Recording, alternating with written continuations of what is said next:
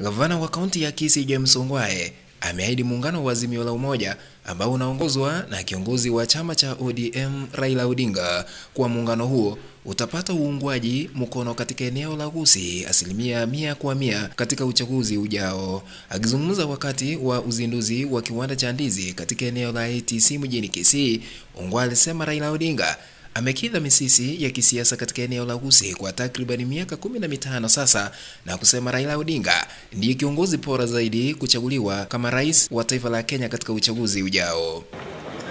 Let me, since you are a politician, I'll probably say just a few things about this county.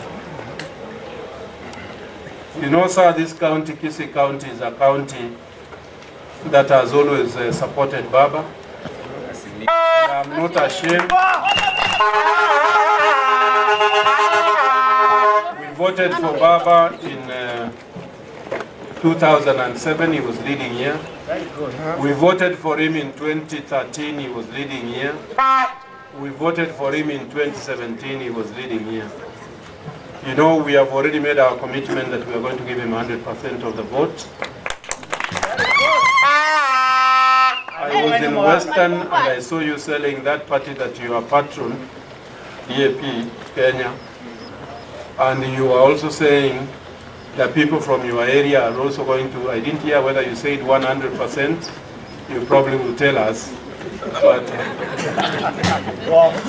we will be very happy if you gave 100% so that, because he has a good vision for this country, he is a great man, and he will be able to change this country called Kenya.